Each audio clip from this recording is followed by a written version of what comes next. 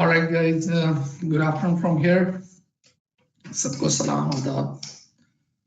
और we done with our first meeting. जो last time हमने discussion किया. It's about the basic terminologies, and we also discussed the course outline. ठीक है. बच्चों ने बड़ा अच्छा feedback दिया.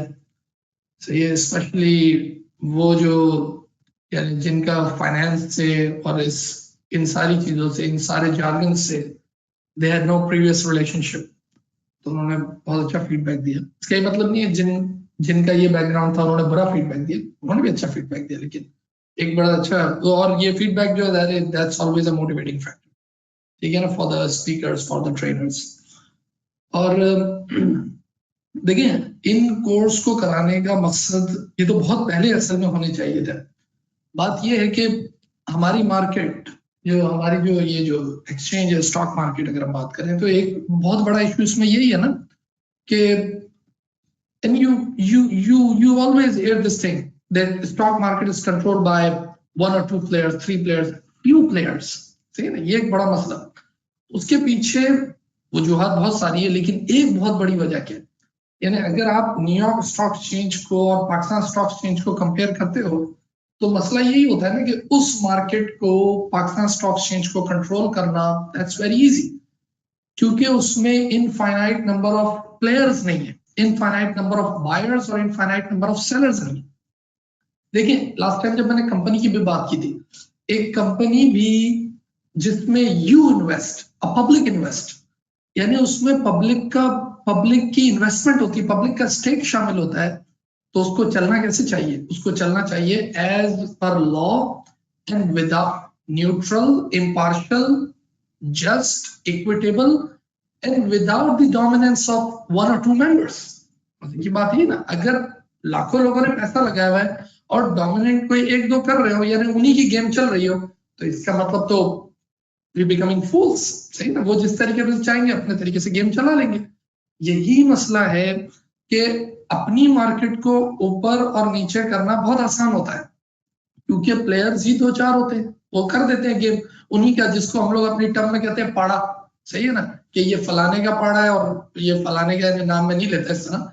तो भाई इनके है यही, जिस स्टॉक को चाहते हैं, स्टॉक शेयर जिस स्टॉक को चाहते हैं उसको ऊपर का ताला लगवा देते हैं, अपन लॉक, वो डिस्कस है. जिसको चाहते हैं गिरा देते हैं, गिरा के पब्लिक को डिमोटिवेट करके ले लेते हैं माल, और जब ये है कि पहनाना होता है माल तो पब्लिक को पहना देते हैं, यानी इन्हीं के हाथ में गेम चल रही थी. जबकि यहाँ पर ये गेम इस तरह नहीं चलती, जो कह रहे हैं इनफाइनाइट नंबर ऑफ प्लेयर्स. उसके पीछे मैंने कहा जो वजह है वो क्या है, उसकी एक बहुत बड़ी वजह फाइनेंशियल लिटरेसी है. फाइनेंशियल लिटरेसी कि लोगों के पास ये समझ, ये तालीम, ये फाइनेंशियल काबिलियत नहीं है, जिसकी वजह से, जैसे फॉर एग्जांपल अ डॉक्टर, एक डॉक्टर के पास, डॉक्टर खुद तो काबिल है, it's about the medical science and everything, but when it's about doing investment, उसने कहा मुझे तो ये पता ही नहीं है यूनिट्स क्या होते हैं, म्यूचुअल फंड्स क्या होता है, शेयर बाजार क्या भला है, पता ही नहीं बात. जबकि पुल के इस पार अगर आप देखें तो यहाँ पर लोगों को ये समझबूझ जरा बेसिक सी, यानी जैसे बिटकॉइन, क्रिप्टो करेंसी, ये सारी चीजें, रेड टेपिज्म और ब्यूरोक्रेसी अपनी जगह है, ठीक है ना, लेकिन एक चीज के फाइनेंशियल लिटरेसी होना, तो इस कोर्स का यानी one of the major objective is to bring financial literacy, कि लोगों के पास ये फाइनेंशियल लिटरेसी आए तो ज्यादा से ज्यादा लोग आए, और वो जो इफेक्ट है ना उसका डाइल्यूट होना वो बहुत जरूरी है. लेकिन जाहिर है इस कोर्स से भी करेंगे और आगे भी और बहुत कोर्सेज होने चाहिए, may be this will become a benchmark and people will maybe in future they'll launch, maybe more trainers will come in और वो काम करें. फाइनेंशियल लिटरेसी बहुत जरूरी है. मुझे अभी भी याद है एक दफा I was flying from Singapore to Pakistan, तो जो उनका जो अखबार था, द वेरी फेमस वन, जैसे अपने यहाँ जंग और डॉन और इस होता है ना, तो उसमें पता नहीं क्या नाम था उसका, फास्ट या I don't know what's the name of the newspaper, पुरानी बात होगी. उसमें उसने सबसे पहली जो न्यूज चल रही थी वो it's about the corporate governance. अब आप सोचिए कॉर्पोरेट गवर्नेंस के मुतालिक, यानी अगर जंग में या डॉन में फर्स्ट न्यूज आ जाए गवर्नेंस और इसमें, लोग बोलेंगे कौन सी बातें हो रही है, यानी corporate governance is a technical jargon. Even finance के लोगों को नहीं पता होता, जब लोग पढ़ा रहे होते हैं उसको उनको नहीं पता होता कि क्या बातें हो रही है कॉर्पोरेट. वो न्यूज उस पर चल रही थी. तो आप सोचें कि इसका मतलब जब एक आम न्यूज़पेपर पे इस तरीके से खबरें चलती होंगी, और वो आम newspaper they always look at their audience, it means the audience is literate about all these stuff, all these charges है। तो एक ये बड़ा ऑब्जेक्टिव इसका। चले तो हमने लास्ट टाइम जो बात की थी वो दायरे, it was a step towards, one step towards this financial literacy. आज की जो हमारी क्लास है उसका ऑब्जेक्टिव है, इट्स वेरी इंटरेस्टिंग क्लास। आज की क्लास में कैलकुलेशन भी होगी, चाहिए ना, आज की क्लास में कैलकुलेशन भी है। आज की क्लास के बाद you will be eligible to start your own account, ठीक है। और मैंने आपसे अपनी जो वीडियो जो एडवर्टाइजमेंट की थी उसमें ही मैंने कहा था कि मैं आपको कोई शेयर रिकमेंड नहीं कर सकता, मेरा कोई ब्रोकरेज हाउस नहीं है, मेरा मेरे भाई का, हम लोग we are not the directors of the company कि हम आपको बताएं कि जी ये शेयर खरीदो जिसके पीछे हमारा कोई कट हो, या कोई ब्रोकरेज हाउस बताएं। अगर कोई मेरे मुंह से नाम निकलता भी है वो based on my personal experience है, मैं आपको ये बता दूंगा कि मेरा अकाउंट किस जगह, बस इससे, बाकी उससे ज्यादा कुछ नहीं कि और क्या होना, ठीक है ना। तो आज के बाद आप इस पोजीशन में आ जाएंगे कि you can start your own account. आज या नेक्स्ट क्लास में भी जब हम लाइव ट्रेडिंग देख लेंगे, लेकिन आज भी आप आ सकते हो, क्योंकि अभी आपको कुछ बैड न्यूज भी सुननी है, गुड न्यूज भी है, और दायरे वो सीखना है तो गुड न्यूज, लेकिन फिर बैड न्यूज भी है, ठीक है। खैर लेट्स स्टार्ट। तो आज हमारी क्लास का ऑब्जेक्टिव यही है कि we will talk about how to open an account, एक अकाउंट कैसे खोलना। और आज अकाउंट खोलना कितना मुश्किल है, यही बैड न्यूज है कि आज अकाउंट खोलना मुश्किल क्यों हो गया है, बहुत ज्यादा, ठीक है ना। खुल तो जाता है बट इट टेक्स टाइम, सही है। अच्छा, और हमने आज बात करनी है, will talk about some buying of shares and commission thing, कि भाई क्या कमीशन लगता है, क्या टैक्स लगता है, प्रीमियम अकाउंट क्या होते हैं, थोड़ी बहुत म्यूचुअल फंड पे भी, मनी लॉन्ड्रिंग, यानी जब मैं उसके प्रॉब्लम से बात करूंगा तो फिर मार्केट क्यों हॉल्ट होती है, ये सारी चीजों पे हम, क्रेडिट कैसे लेना है, मार्जिन कॉल क्या होती है, इन सब चीजों पे बात करेंगे, ठीक है ना। तो मे बी विल टॉक 1 घंटा तो हमें लग जाएगा, सही। Alright, so let's start with the first thing, let me share my screen, yes, opening an account, ठीक है। अच्छा, सबसे पहली बात, इस वक्त आपको पता ही है दुनिया में जो ये मनी लॉन्ड्रिंग का इशू चल रहा है, आपके सामने कोई ढकी छुपी बातें नहीं है। पाकिस्तान को भी अगर आप देखें तो FATF ने उठा के ग्रे लिस्ट में डाल दिया, यानी धुंधली लिस्ट में डाल दिया, ठीक है ना। डिस्क्लोजर्स और इकोनॉमीज और सिस्टम्स आपस में कनेक्टेड है। फिर अगर हम छोटी सी मिसाल ले लें, जैसे मेरे लिए ये मैंडेटोरी है, लॉ है एज पर US, सही ना, कि मुझे अपने पाकिस्तान की प्रॉपर्टीज, मुझे पाकिस्तान की इनकम, अगर कोई आई हैव अ पार्टनरशिप और anything which is more than 10% जिसमें मेरी होल्डिंग हो, जैसे मेरा कॉलेज है उसमें होल्डिंग वो, और मुझे अपने बैंक अकाउंट में इफ आई हैव जस्ट $10,000, सही है ना, कोई भी पाकिस्तान में कोई भी चीज, वो सारी चीजें, उसके टैक्स रिटर्न सब कुछ मुझे यहाँ पर डिस्क्लोज करना पड़ता है। तो मैं जब भी यहाँ पर जब टैक्स अपने रिटर्न फाइल करता हूँ, अभी मैंने किए, तो उसमें सारी मुझे वहां की अपनी प्रॉपर्टीज भी, अपनी कोई अगर इनकम है, रेंटल इनकम, जो टीचिंग इनकम, सब कुछ मुझे वहां की भी डिस्क्लोज यहाँ करनी होती है, ठीक है। ये मसाइल तो चल ही रहे। अच्छा, अब देखिए, अगर एक अकाउंट खोलना होता है तो अगर बिल्कुल सीधी सी बात करें तो अकाउंट खोलने के लिए क्या चाहिए, कुछ भी नहीं, you just need your NIC। अगर सुने, एक आपको चाहिए आपका NIC या फिर नाइकॉप, अगर पुल के इस पार रहते हैं और नाइकॉप बनाया हुआ तो नाइकॉप, NIC हमने लिख दिया, नाइकॉप कर दिया, ठीक है। आपको चाहिए, जाहिर है आप एक ब्रोकर अकाउंट खोल रहे हो, we are not talking about bank account, सही ना, हम बात कर रहे हैं ब्रोकरेज अकाउंट खोलने की, है ना। जो आप एक ब्रोकर के पास अपना इन्वेस्टमेंट अकाउंट खोलोगे, जिसमें आप शेयर अकाउंट जो खोलोगे अपना, कि जिसके अंदर फिर आपके शेयर्स जिससे आप बाय करोगे और सेल करोगे, ऐसे ही, ये कोई बैंक अकाउंट नहीं खोल रहे। लेकिन उस अकाउंट में फंड्स कैसे आएंगे, ऐसे तो नहीं आएंगे कि आपने कैश लेके चले गए कि भाई ये मेरे अकाउंट में डाल देना, नहीं, कैश लेके you go to the bank and you submit the cash in the bank, सही है ना, और बैंक से फिर you transfer it to your investment account, सही ना, जो आपका शेयर अकाउंट है, जो आपका ब्रोकर के पास अकाउंट है। तो एक डॉक्यूमेंट जो आपको चाहिए वो चाहिए NIC, दूसरा जो डॉक्यूमेंट चाहिए आपको वो है योर बैंक अकाउंट, आपके पास एक बैंक अकाउंट, और फिर एक दो चीजें वो कहते हैं कि आपके पास एक लैंडलाइन कोई नंबर हो, इस तरह, you need to have email address, ठीक है। अब आप बोलेंगे सर ये तो बहुत आसान सी बात है, ये तो मुश्किल है ही इसमें। अब मैं आपसे एक बात बताता हूँ, देखें, एक बैंक अकाउंट खुलवाना, लेट्स गो वेरी सिंपल, अगर आपको बैंक अकाउंट खुलवाना होता है क्या करना होता है, उसके लिए भी कुछ भी नहीं चाहिए, घर का एड्रेस हो, एक आधा बिल हो तो बैंक अकाउंट खुल जाता है। बल्कि अगर आपको याद हो तो बैंक अकाउंट तो लोगों ने घर की नौकरानियों के नाम, हाँ, बेनामी अकाउंट कितने सबने ही किया हुआ था भाई। ये सारी चीजें भाई के नाम, बहन के नाम, या those who are not on the tax department, या जिनके पास दे डोंट हैव एनटीएन, उनके नाम पे ये सब तो चलता ही रहा, आज भी चलता ही है, सीधी बात है। अब बात ये है कि बैंक अकाउंट खोलना कितना आसान होता था, लेकिन आज अगर आप देखें तो बैंक अकाउंट खोलना भी मुश्किल हो गया। फॉर एग्जाम्पल, अगर पाकिस्तान में if you go to Standard Chartered bank, जिनके ऊपर खुद मनी लॉन्ड्रिंग के इतने इल्जाम लगे और इतनी पेनल्टीज लगी, अगर आप किसी बैंक में जाए तो now you have to be in person, आपको जिंदा जावेद जाना पड़ता है, ठीक है ना। अगर कोई बोले कि जी आई एम बिजी या मैं बीमार हूं,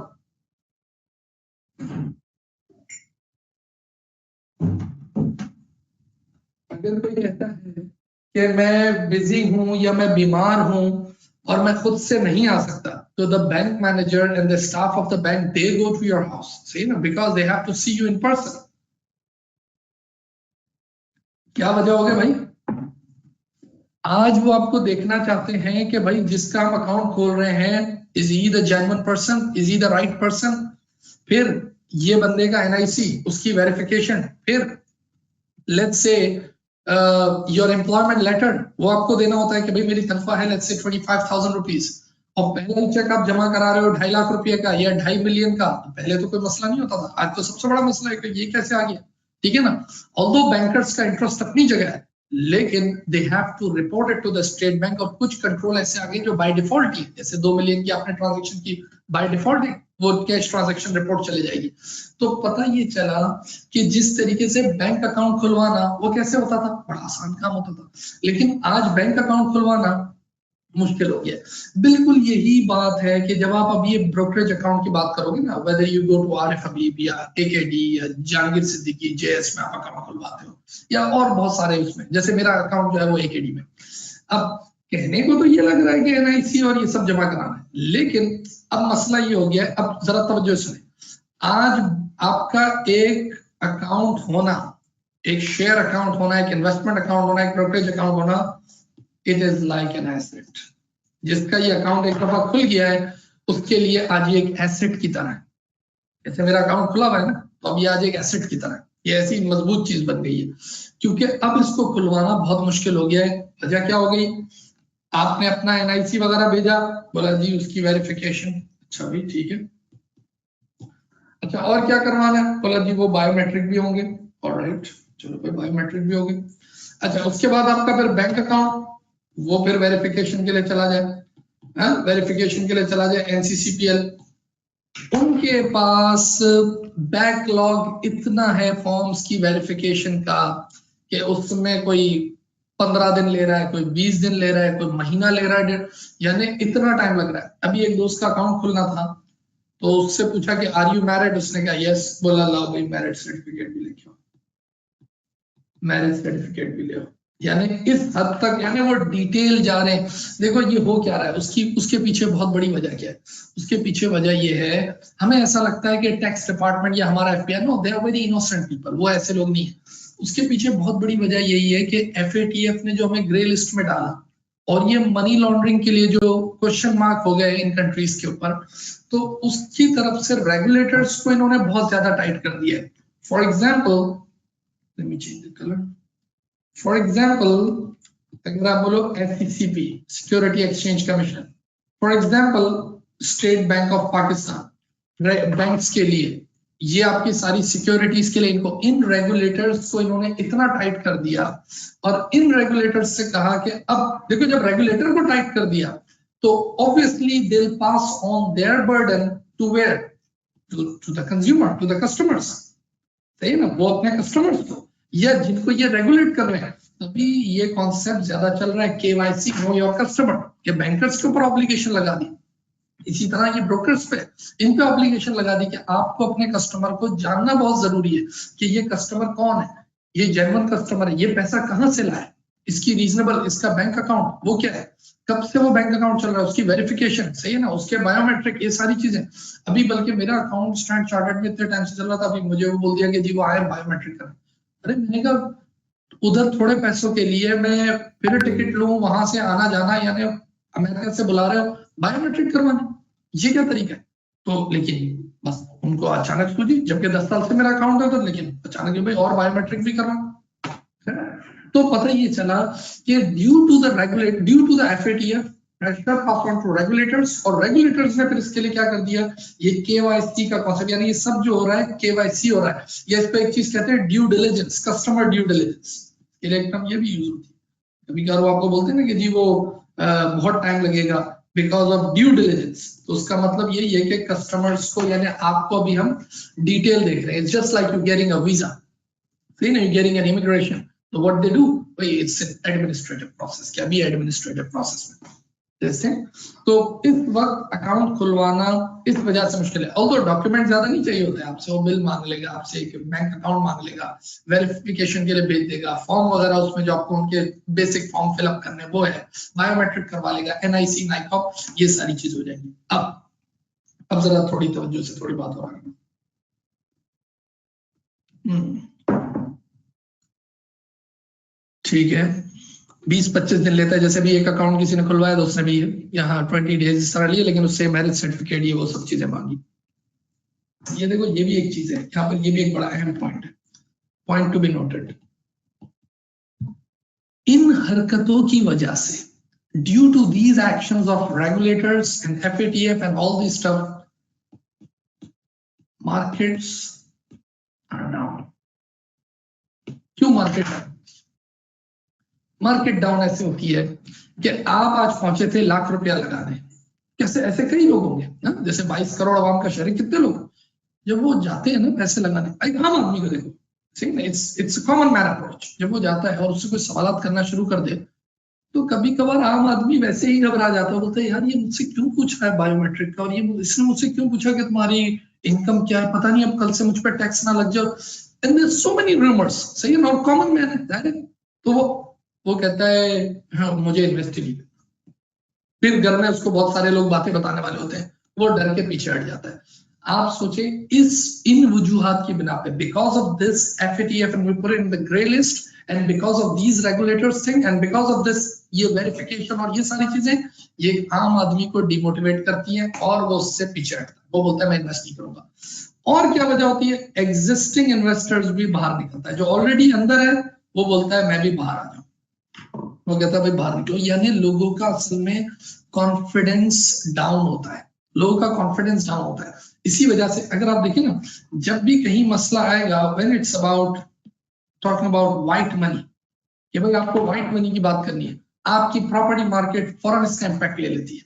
अभी पाकिस्तान में जो प्रॉपर्टी मार्केट गिरने की वजह क्या है कि भाई वो फौरन वो उस पर आवाज यही लगा दी थी कि भाई आपको व्हाइट मनी दिखाना होगा, व्हाइट मनी डिस्क्लोज करना होगा, सारी इंफॉर्मेशन जो है वो जाएगी, तो बंदा बोलता है यार तो ये खरीदना बेचना खत्म, यानी you are treating it like an inventory, क्या आप बाय करते थे बेचते थे, यानी मार्केट में इकोनॉमिक सरगर्मी थी, लेकिन वेरी जरूरी भी है, मैं ये नहीं कह रहा कि ब्लैक मनी होना चाहिए, मैं सिर्फ आपको पॉइंट बता रहा हूं कि जब ये रेड टेपिज्म बढ़ता है, ये ब्यूरोक्रेसी बढ़ती है, ये इनएफिशिएंसी लेके आती है मार्केट में कि यार 20 दिन, अब जरा तवज्जो सुने इसको। एक हमारा दोस्त है, उसने अभी अकाउंट खुलवाया था थाईलैंड में, मैंने भी आपको क्या बोला, हमारे यहाँ अकाउंट खुलवाना है, how long it takes, 20 days, 25 days, maybe 30-35, इस तरह, इतनी कितनी देर में अकाउंट खुलता है, 30 minutes, 30 minutes। अभी मुझे अगर अकाउंट खोलना है अपना न्यूयॉर्क स्टॉक एक्सचेंज में, कैसे, मुझे सिर्फ अपनी बैंक ऑफ अमेरिका की, ये मेरा अकाउंट, ये बैंक ऑफ अमेरिका की है, सही है ना, या बैंक ऑफ अमेरिका का अकाउंट मेरा, और इधर इट्स वेल्स फार्गो, बस with just a click they have their own arms, और यहीं से आप पैसे डालो और वहीं से निकालो, खत्म। आप जरा थोड़ी देर सोचें, जब आप नेक्स्ट डे जब हम बात करेंगे, जब आप प्राइसिंग को देख रहे होगे, स्टॉक की जब आप प्राइस को देख रहे होते कि यार इस वक्त लेट्स से पीओएल का शेयर है, पाकिस्तान ऑयल का शेयर है लेट्स से 350 रुपये फॉर एग्जांपल, आपने कहा मुझे खरीदना है 350 रुपये, आपके पास कोई बड़ी स्ट्रॉन्ग टिप है कि यार ये आपका कोई ऐसा एनालिसिस है, कोई व्हाटएवर, आपने कहा नहीं मुझे ये शेयर खरीदना है, तो उस शेयर को ऐसे नहीं खरीद सकते, मैंने अभी आपसे कहा कि you need to open an account, सही ना, आपने कहा ठीक है मैं एकेडी के पास जाऊंगा, उसने कहा आप वो पहले वो ले आए एनआईसी, आप एनआईसी लेने भागे, आप नाइकॉप लेने भागे, इसको वेरीफाई होगा, एनसीसीपीएल के पास जाएगा, 20 दिन लगेंगे, फ्रैक्शन ऑफ सेकंड्स में प्राइस कहां से कहां हो जाती है, फ्रैक्शंस ऑफ सेकंड्स में। तो आप तो उस चीज में इन्वेस्टिंग, अब पता चला जब ये सब कुछ हो गया, लेट्स से जो न्यूज थी वो न्यूज वो रेलेवेंट ओनली फॉर 2 days, कि वो 2 दिन में शेयर बाय करना था या 1 दिन में बाय करना था या राइट ऑन दैट प्राइस आपको बाय करना था, लेकिन आपके हाथ से तो चला गया। तो इसीलिए जो मार्केट्स, ये जो रेगुलेशंस और ये जो रेड टेपिज्म वाला चक्कर है और ये जो इनएफिशिएंसीज है, ये असल में कुछ वीकनेस भी है ना सरकार की, कि ऑलरेडी आपके पास लोगों का डेटा नहीं था या हर बैंक अकाउंट वेरीफाइड नहीं थे। वरना होना तो ये चाहिए कि ये रहा आपका ब्रोकरेज अकाउंट और ये रहा आपका bank account with just a click. अच्छा, कभी कभार ऐसा होता है आपका अकाउंट खुला हुआ भी होता है, सही ना, आपका अकाउंट खुला हुआ है, जैसे मेरा अकाउंट खुला, मुझे बाय करना है बड़ी राइट प्राइस है, लेकिन मेरे उस अकाउंट में पैसे ही नहीं है। अब मैंने कहा मैं क्या करूं, बैंक से ट्रांसफर करना है, सर ट्रांसफर में 2 दिन लगेंगे, क्या करूंगा? या कोई कोरोना वायरस से बाहर नहीं जा सकते, अब क्या करें? बल्कि मैंने कुछ दिनों पहले वीडियो बनाई थी ना कि मुझे अगर अपना चेक सबमिट करना है तो मैंने सिर्फ अपने ये बैंक अकाउंट की ऐप खोलनी है, front picture, back picture, money transfer, that's it, खत्म। ये सारी चीजें जो मार्केट्स में इनएफिशिएंसीज होंगी तो ऑब्वियसली मार्केट गिरेगी भी, लोगों का कॉन्फिडेंस भी डाउन होगा, लोग बाहर आएंगे। अब उस तरीके से वो तो ये मैंने कहा ना, थाईलैंड में उसने अकाउंट खोला जस्ट 30 मिनट्स, दैट्स इट। इसी तरह है यूएस वगैरह इन मार्केट्स में भी ऐसे ही। ऑलराइट, थोड़ी गुफ्तगू आगे बढ़ेगी, हमने थोड़ी सी इस पे बात की, ओके। हाँ,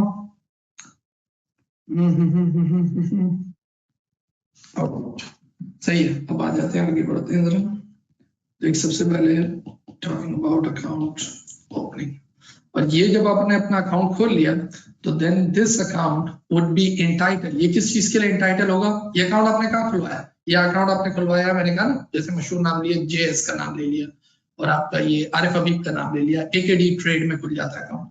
ये अकाउंट आपने खोल दिया, ठीक है, ये आपने कहा एज, ये आपने कहा जेएस बैंको, जहांगीर सिद्दीकी से सो मेनी, ठीक है। आपने एक दफा अकाउंट खोल दिया। अब चक्कर ये होता है, जब आपने अकाउंट खोल दिया, ये आपका एक पोर्टफोलियो, ये आपका एक बॉक्स बन गया। इस बॉक्स के अंदर you need to have cash, ठीक है ना। अकाउंट कैसे खोलोगे? कोई बार्टर सिस्टम थोड़ी है कि I will provide the services and you get me the shares. ये अकाउंट के अंदर आपको कैश लाना पड़ेगा। अब वो कैश कैसे लाएंगे? अब जरा तवज्जो सुन लें। वो कैश आप लाएंगे बैंक अकाउंट से, लेकिन फॉर एग्जांपल अगर मैं अपनी बात करता हूँ एकेडी की, मुझे अभी याद है, क्योंकि अब तो मैं इतना नहीं, वो इधर आने के बाद तो बहुत कम ही देखता हूँ उसको, लेकिन ये है कि भाई मेरा और ये लोग सब थोड़े इसमें एंगेज रहते हैं। मैं थोड़ा सा, या नहीं समझेंगे, थोड़ा बाहर, ठीक है ना, इतना ज्यादा नहीं, क्योंकि एक सबसे बड़ी वजह तो टाइम जोन भी है ना, कि वो चेंज हो गया तो रात में वैसे ही बंदे की थोड़ी एनर्जी कमी होती है, वो बंदा क्या। मैं आपको एक बड़ी इसमें एक बात बताऊं जो मुझे वहां पर बड़ी तकलीफ होती थी इसमें, क्योंकि जैसे मेरा अकाउंट था एकेडी में, मेरा अकाउंट है एकेडी में, तो कैश मुझे समटाइम अपने अकाउंट में लाना होता था। तो मैंने अभी आपसे कहा कि you need to have a bank account. मेरा बैंक अकाउंट था let's say Standard Chartered, Standard Chartered था, मैं समिट से भी लाता था और ऐसे नहीं, दो अकाउंट ऐसे जैसे। अब इस मेरे बैंक अकाउंट से मुझे इस अकाउंट में, so that I can by shares, इसमें लाने में मुझे 2 दिन लग जाते थे। मुझे 2 दिन लग जाते थे इसमें, ठीक है, ज्यादा तवज्जो सुनिए। अगर मेरा अकाउंट मीजान में होता तो मैं राइट अवे एकेडी के अकाउंट में ट्रांसफर, क्योंकि आप जिस ब्रोकरेज हाउस में जाओगे वो आपको बताएगा कि we have bank account in this X bank और वाई बैंक और जेड बैंक व्हाटएवर। तो अब आप जब बैंक अकाउंट, अब जब आप अपना अकाउंट खुलवाएं तो आप ये जरूर देख लें कि आपका बैंक अकाउंट, अब इससे फायदा क्या होता है, मुझे 1-2 दिन वेट करना पड़ जाता था जब मुझे अमाउंट सबमिट करवाना होता था। लेकिन अगर आपके पास, if you have the same bank, if you sharing the same bank, let's say you have the Meezan bank and the brokerage they also have the Mizan bank and definitely they'll give you the account number and everything. उससे फायदा ये होगा कि जहां आपको लगाना कि मुझे आज ये शेयर बाय करना है और इसी वक्त बाय करना, मैंने अभी आपसे कहा कि आप यू फ्रैक्शन ऑफ सेकंड्स, मुझे कभी कभार याद है ऐसा होता था कि मैंने ये शेयर बाय किया विद जस्ट अ क्लिक, हम देखेंगे लाइव ट्रेडिंग में, विद जस्ट अ क्लिक, और मैं लेक्चर देने खड़ा होता था क्लास में, शेयर आए मेरे अकाउंट में, सही है ना, लेट्स से 120 पे आया, सही है, शेयर आए और मैं इधर मुड़ा के लेक्चर दूं, इतनी देर में मैंने पीछे देखा तो शेयर लॉक भी हो चुका है, यानी मुझे जो डिजायर्ड प्रॉफिट था वो ऊपर जा चुका है, यानी 120 से लेट्स से 125 का हो गया, मैंने उसी वक्त भेज दिया, यानी एक दफा तो मुझे याद है मार्कर खोलने और बंद करने में ही प्राइस आना जाना हो गया था। ऐसा होता है, ऐसा होता है। अब आप सोचें कि जिस प्राइस पे आपको शेयर चाहिए, let's say you can wait for 1 hour 2 hour 3 hours maybe a day, लेकिन अगर आपका ये बैंकिंग का चैनल ही इतना इनएफिशिएंट होगा तो फिर कैसे लाओगे कैश? तो इस चीज को भी एक point to be noted. Okay, अच्छा अब सवाल ये है, पहले वक्त में ये होता था, और ये अब मैं आपको ऐसी अहम बात बताने जा रहा हूं कि जरा तवज्जो सुनना है, यानी ये वो चीज है कि जिसके बाद आपको ऐसा लगेगा कि आपकी सारी इन्वेस्टमेंट ही डूब गई, एकदम डूब गई भाई, अगर ये नहीं है तो सब खत्म। और वो क्या चीज है? वो चीज है सीडीसी। नाम सुनते रहते हो ना, सेंट्रल डिपॉजिटरी कंपनी है, सीडीसी सुनते रहते हो, शारा फैसल में कराची में नजर नहीं आता है आपको। देखें पुराने वक्त में क्या होता था, पुराने वक्त में ये होता था कि आप अपने शेयर्स खरीदते थे और शेयर्स ब्रोकर के पास होते थे, यानी यूं समझें कि your asset is with someone else, जो आपका एसेट है, जो आपकी जागीर है, यानी आपका घर जो है वो किसी और के नाम पे है, आप उस घर में रहे, हाँ ह्यूज रिस्क, क्या कर, बड़ा रिस्क है नहीं, आपका जो घर है वो किसी और के नाम पे है, बिल्कुल ऐसे ही होता था। शेयर्स आपने लिए और वो शेयर्स जो अकाउंट में पड़े हैं वो तो ब्रोकर का है। अब तवज्जो से सुनना इस बात को, ब्रोकर क्या करते थे, लेट्स से मैं ब्रोकरेज हाउस और आप सब हजरात जो है, you guys are investor, you open up account at my company, सही है, मेरी कंपनी मेरे हाउस में अपने अकाउंट खुलवा लिए, इस तरह खुले के एनआईसी वगैरह जो कुछ भी दिया, and now you guys are buying the shares, सही है, ये स्टॉक मार्केट से पीएसओ लिया, शेल लिया, ये सारा डब्बा पड़ा किसके पास है? I have all these shares. मैंने पता क्या किया, मेरे पास ये सारे शेयर्स पड़े थे, मैंने इन तमाम शेयर्स को गिरवी प्लेज किया बैंक के पास और बैंक से लोन ले लिया, यानी शेयर्स आपके, it's your shares, it's a share of a common man, it's your investment, you bought the share from stock exchange, but the डब्बा, द जो तिजोरी है, जो सेफ है, that's with me, that's in my premises, यूं समझ लें ये मेरी प्रेमिसेस में। और मैंने क्या किया कि उन शेयर्स को सामने प्लेज रख के कि भाई मेरे पास इतने अरब रुपए के शेयर्स पड़े हुए हैं, मुझे बैंक जरा लोन दे देना इसके लिए, बैंक ने लोन दे दिया तो भी कोई बुराई नहीं, सही है ना।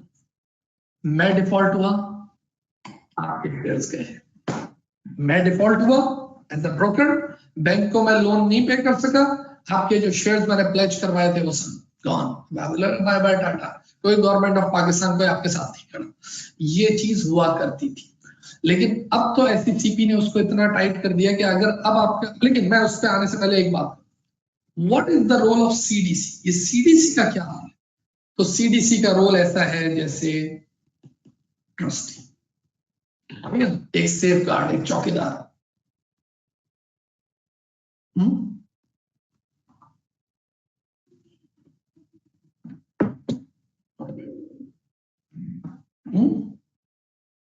बात समझ आ रही है? ओके, सीडीसी का रोल कैसा है, जैसे जैसे एक सेफ गार्ड का रोल, एक ट्रस्टी का रोल, यानी अब जरा तवज्जो से सुने, जो शेयर्स तुम्हारे हैं, जो शेयर्स तुम्हारे हैं वो तुम्हारे पास भी तो होने चाहिए। जिस तरह जब घर आपका है तो ऐसा थोड़ी होता है कि सिर्फ you staying in that house and you own it, no no no, उसके डॉक्यूमेंट्स भी फिर आपके नाम होने चाहिए, सिर्फ पावर ऑफ अटॉर्नी से काम नहीं चलेगा, बाकायदा सब लीज और सेल डीड वो भी आपके नाम होनी चाहिए। अच्छा नाम हो गई रजिस्ट्रार के पास तो उसके कागजात तो कहीं भी होने चाहिए, नहीं उसके कागजात भी आपके पास होने चाहिए, है ना। यानी सीधे लफ्जों में ये है कि हमारे मेमन में इसको कहते हैं, लेकिन मैं वो यूज नहीं कर सकता बेटा, है यानी जो आपका अपना माल है ना, it should be under your S, सही है ना, यानी आपके पास होना चाहिए, सीधे लफ्जों में, सही है ना। तो मैं अभी पूरी तरह उसको नहीं बोलूंगा, तो आप समझ जाए कि वो आपकी जेब में होना चाहिए, ठीक है। पहले ब्रोकर के पास जो शेयर्स पड़े होते थे वो उसको प्लेज कर लेता था, आज आपके पास ये सीडीसी का जो रोल आ गया, जो सीडीसी अकाउंट है आपका, तो होता ये है कि आप ब्रोकर के पास अकाउंट तो खुलवाते हो, शेयर्स तो बाय करते हो, लेकिन वो शेयर्स आप रखते किधर हो? अपने सीडीसी अकाउंट में, सीडीसी इन्वेस्टर अकाउंट में। जैसे मेरे अपने शेयर्स, अभी मेरे पास उस अकाउंट में शेयर्स तो हैं, मैंने उनको बाय डिफॉल्ट बोला है कि भाई जब मैं शेयर्स खरीदूंगा तुम्हारे कमीशन जो कुछ भी है वो सब देने के बाद मेरे शेयर्स मेरे सीडीसी इन्वेस्टर अकाउंट में ट्रांसफर कर देना। सीडीसी इन्वेस्टर अकाउंट मेरा अकाउंट, सही है ना? यूं समझे कि मेरी जेब में, मेरा सेफ मेरी जेब में शेयर्स पड़े। वैसे आज if you don't open a CDC investor account, although I won't recommend you not to open it, do open it, सही ना? CDC investor account होना चाहिए आपका। लेकिन अगर आज SCCP ने इतना टाइट कर दिया है कि आज ब्रोकरेज हाउस भी सेफ है, लेकिन मुझे याद आ रहा है, मुझे नाम याद नहीं है, लेकिन 3-4-5 साल पुरानी बात मुझे याद है कि एक जगह इस तरह भी डिफॉल्ट हुआ था एक ब्रोकरेज हाउस, या डिफॉल्ट होने के करीब था, क्योंकि मेरे कुछ कजन वगैरह के थे, मुझे याद है, और उनके लिए मुश्किल हो गई थी। उनको ऐसा लग रहा था कि उनके अपना यानी वो हाउस ही बैठ जाएगा, और हाउस बैठ गया तो आपके शेयर्स गए। If you don't have a CDC account, तो मेरे साथ क्या होता है, देखो मैं जब बाय करता हूँ शेयर्स बाय हुए, शेयर्स कहां से बाय हुआ है? वो तो एकेडी है बीच, उसका कमीशन अभी हम बात करेंगे, 3 पैसा 5 पैसा व्हाटएवर इट इज। उसके बाद मुझे बाकायदा सीडीसी से भी एक पूरी ईमेल आती है, स्टेटमेंट आती है कि भाई ये आपके शेयर्स मेरे पास पड़े, पूरी सेटलमेंट नजर आएगी क्या ये रहे शेयर्स। अब मैं मुतमईन हूँ क्या है यार, कल को अगर ये डूब जाते हैं, कुछ हो जाता है, कोई फर्क नहीं पड़ता, मेरे शेयर सिक्योर है, मेरे पास है, हाँ, इन माय पॉकेट। ऐसे तो एक चीज तो हो गई कि आपने अपना अकाउंट खुलवाया। और अच्छा, कुछ लोग ऐसा भी करते हैं कि वो बाय डिफॉल्ट सीडीसी में नहीं भेजते, तो उनको फिर बाकायदा ईमेल करनी होती है with your registered email address. That's why I said कि आपकी एक शुरू में रजिस्टर्ड लैंडलाइन या ईमेल एड्रेस होना चाहिए, उसके थ्रू आपको ईमेल करना होता है और उनको बोलना होता है कि the shares which I have purchased now you transfer it to my CDC investor account. उस सीडीसी इन्वेस्टर अकाउंट में वो शेयर्स मेरे ट्रांसफर कर दो, मुझे तुम पे ट्रस्ट नहीं है, सही है ना? और यही रेगुलेटर भी यही कहता है कि ऐसे ही करो। This is actually risk management. अब देखिए ये बात एक रिस्क मैनेजमेंट की है, ये बहुत जरूरी है। सब कुछ अच्छा चल रहा हो, so many profits, everything you see in your account, अब बोलो यार अब बस अब शादी कर लूंगा, अब जस्ट विड्रॉ करता हूँ कैश, और पता चला वो उसने तो प्लेज करा के काम ही बराबर कर दिया, खत्म हो गई बात। तो सारी जो आपकी लिटरेसी थी वो तो सब खत्म हो गई वहां। तो you have to manage your risk यहाँ पे कि ये सीडीसी को आपने नहीं बोलना कि आपका इन्वेस्टर अकाउंट होना चाहिए, जब भी आपने शेयर बाय करना है आपने मेक श्योर करना है कि वो शेयर सीडीसी अकाउंट। अच्छा जी, अब थोड़ी गुफ्तगू और आगे बढ़ाते हैं। Once you have this account open, ठीक है ना, लेट्स से मैंने कहा कि दिस एकेडी थिंग, सही ना, तो उसके लिए एक मिनिमम रिक्वायरमेंट भी इन्होंने रखी है भाई, क्या भाई, लाख रुपया आपके पास पीकेआर वो लेके आए, कि लाख रुपया लेके आए, क्योंकि जो आपका अकाउंट होता है इसके अंदर दो चीजें होती है, या तो कैश होगा जो आप कैश लेके जमा कराओगे, या फिर क्या होंगे, ये कैश कन्वर्ट होके शेयर्स की शक्ल में पड़े होंगे, लेट्स से पीएसओ के शेयर्स पड़े, और या फिर दोनों का कॉम्बो होगा। Let's say you brought in $100 और आपने $50 के शेयर्स ले लिए, तो इस अकाउंट में क्या नजर आओगा, $50 लिक्विड कैश नजर आ रहा होगा और रिमेनिंग 50 के शेयर्स नजर आ रहे होंगे, ठीक है ना? और जो टोटल है वो आपकी एक इक्विटी नजर आ रही होगी कि दिस इज माय इक्विटी, ठीक है?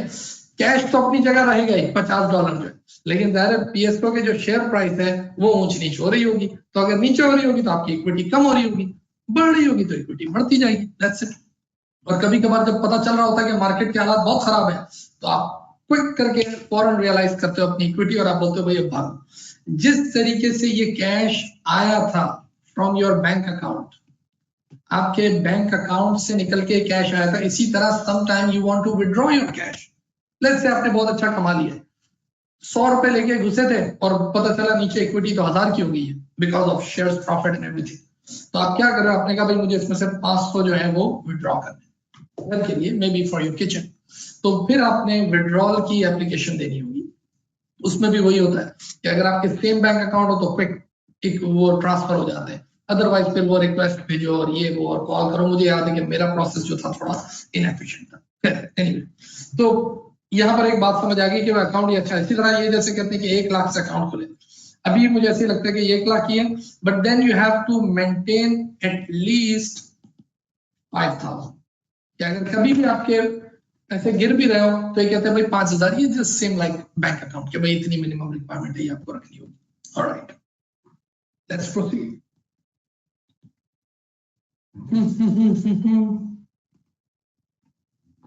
थोड़ी कैलकुलेशन की तरफ आएंगे।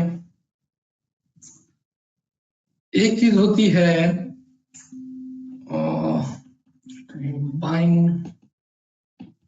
बाइंग अ शेयर, ठीक है ना।